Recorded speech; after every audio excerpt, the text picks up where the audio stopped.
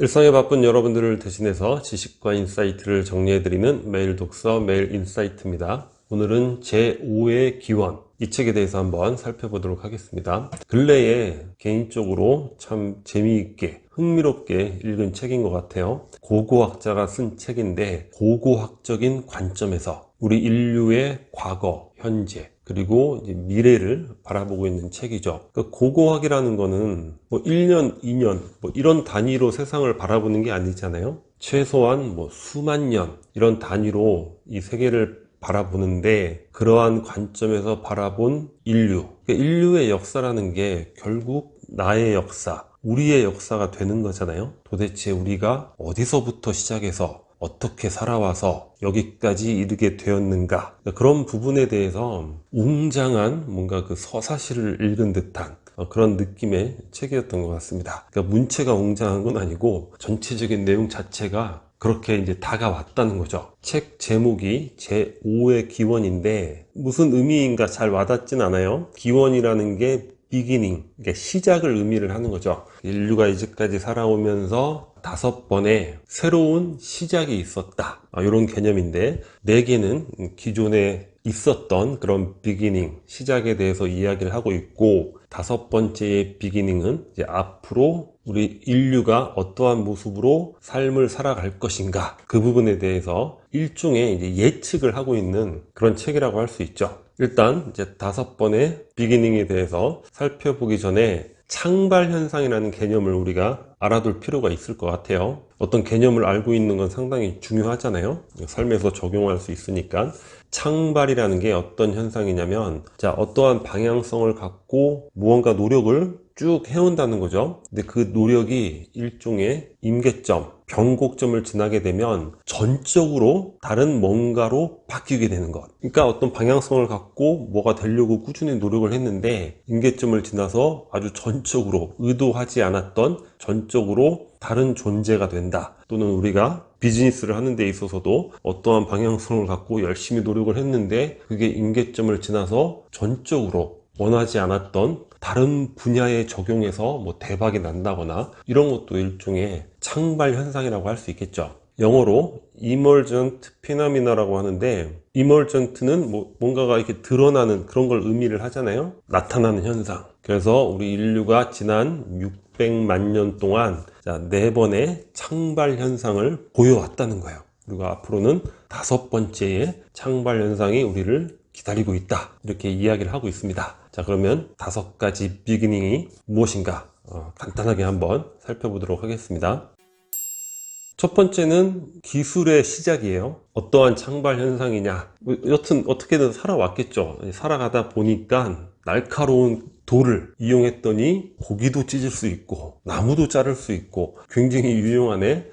돌도끼의 사용, 지금 관점에서 보면 너무나 사사롭고 우습기까지 한 그런 모습이지만, 당시에 우리 인류의 수준에서 봤을 때는 혁신적이었다는 거예요. 유인원들, 우리하고 유전자가 뭐 98% 동일한 침팬지도 아무리 훈련을 시켜도 돌도끼를 만든다거나 이런 거를 배우지 못한다고 합니다. 자, 돌도끼의 사용으로부터 시작해서 기술이 발전을 해온 것이고, 지금 우리가 경험하고 있는 이런 많은 기술들이 여기까지 다다르게 된 거죠. 그게 바로 이제 첫 번째 비기닝이 되는 것이고, 두 번째 비기닝은 문화의 시작이 된다는 거예요. 우리가 언어를 쓰면서 직설적인 대화, 이 수준을 넘어서 은유를 쓰고 비유를 쓰고, 또 유발 하라리의 사피엔스를 보면 그런 내용들 많이 나오잖아요. 뒷담화를 하면서 이것이 발전해서 우리 인류 전체가 하나의 그 허구를 믿는 능력, 그게 바로 우리를 사피엔스, 놀라운 존재로 만들게 된 기초가 되었다는 거죠. 그러니까 우리가 지금 겪고 있는 많은 것들, 뭐 예를 들어 돈이 됐던 건국 신화가 됐던 수천 수백만 명이 그걸 믿는다는 거죠. 이런 것들이 바로 사피엔스만이 갖고 있는 능력이었다는 거예요. 그로 인해 다양한 문화가 생기기 시작했다는 거죠. 문화의 비기닝. 자, 세 번째가 개인적으로 가장 흥미로웠던 부분인데, 자, 농경의 비기닝, 농업의 시작입니다. 과연 도대체 농업을 어떻게 시작하게 되었는가? 이 부분도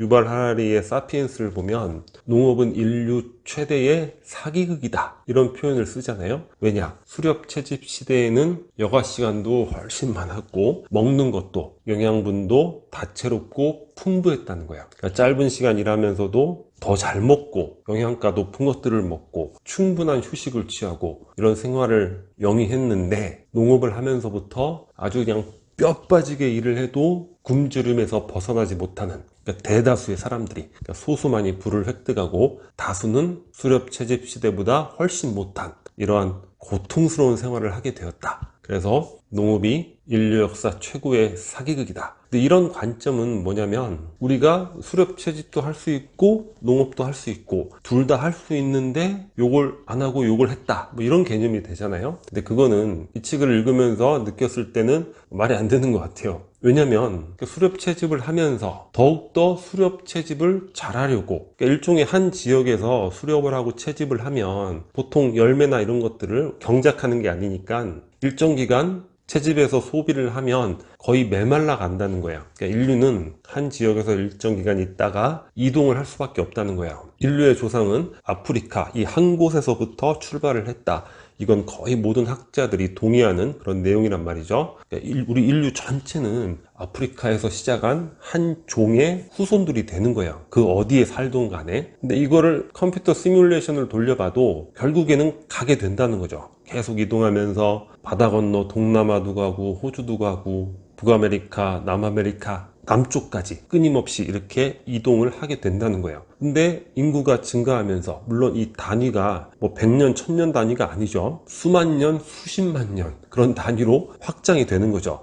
인구가 아주 조금씩 늘었지만 어느 순간에 갔더니 다 차지하고 이제는 갈 곳이 없어진 그런 상황이 되는 거죠. 그럼 어떻게 됩니까? 작은 단위의 부족이라고 할 수도 있고 서로 갈등이 생기는 것이고 남의 것을 뺏어야 되는 그런 상황이 될 수도 있는 것이죠. 그리고 채집이 어려워지니까 보다 잘 채집할 수 있는 방법이 없을까? 그러니까 인구가 증가하면서 수렵 채집이 불가능해진 상황에서 거기에 플러스 알파가 뭐냐면 기후변화의 조건이 있어요. 한 시기에 지구상의 이산화탄소량이 많아지면서 식물은 이산화탄소로 호흡을 하잖아요. 식물이 너무 잘 자라게 된다는 거죠. 그래서 근동지방, 우리 관점에서는 중동 지역이 있죠. 그곳에서 최초의 농업이 시작이 되었다. 저는 개인적으로 왜 우리가 도대체 농업을 하게 되었을까? 그 부분이 항상 궁금했는데 그것에 대해서 이 책에서 나름대로 가장 설득력 있는 이해를 하게 된 것 같아요. 물론 이 책이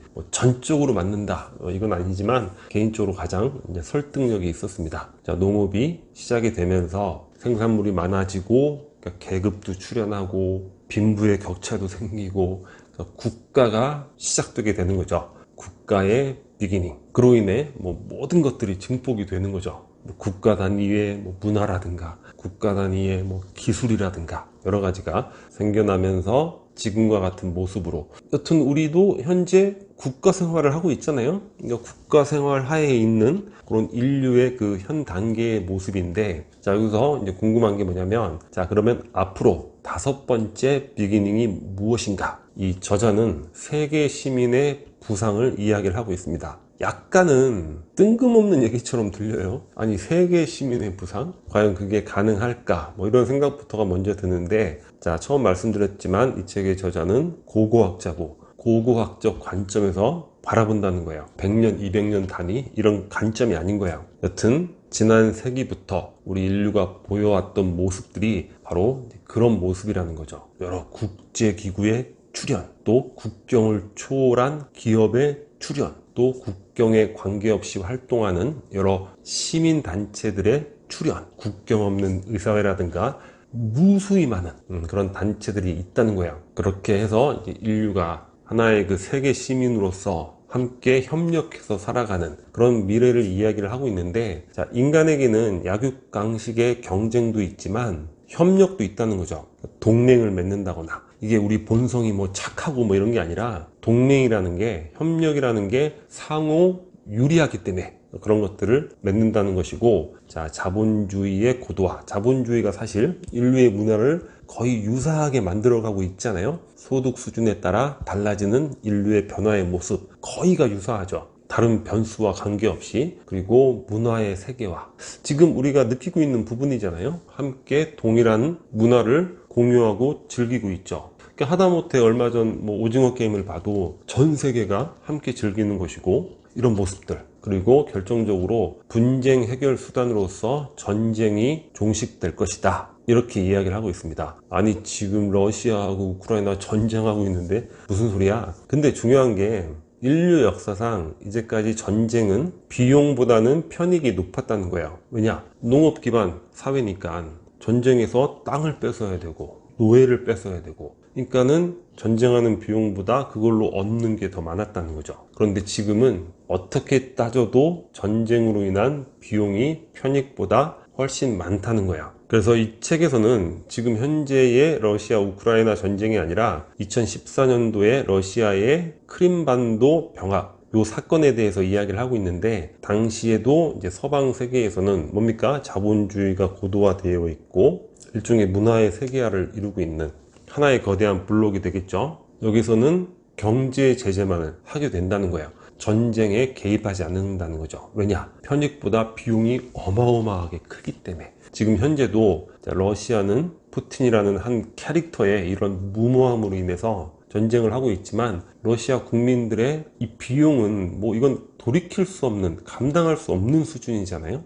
독재자의 그런 시스템이 아니었다면 전쟁이 발생하긴 어려웠겠죠. 그리고 지금도 제재로 응대를 하고 있다는 거죠. 여튼 이러한 부분들로 인해서 정치 단위로서의 민주국가가 약해지고 경제 체제로서의 자본주의의 모순도 점차 해결이 되면서 세계 시민의 부상을 이야기하고 있습니다. 제가 말씀드리면서도 약간 웃은 게, 지금 현재 시점으로 봤을 때는 현실성이 너무 없어 보이는 이야기라서, 하지만 이제 아주 긴 시간 단위로 사고를 하는 고고학자의 관점이니까 우리가 그런 관점으로서 한번 참고는 해볼 필요가 있지 않을까. 그리고 우리가 이제까지 인류가 어떠한 길을 걸어왔고, 결국에 그거는 내가 나에 대해서 인식할 수 있는 그런 바탕이 되는 거잖아요. 그런 관점에서 아주 유익한 독서가 되는 책이 아닐까, 그런 생각을 해보게 됩니다. 자, 오늘 영상은 여기서 마치도록 하겠습니다. 여기 캐리커처가 구독 버튼이고요. 구독과 좋아요 많이 부탁드리겠습니다. 감사합니다.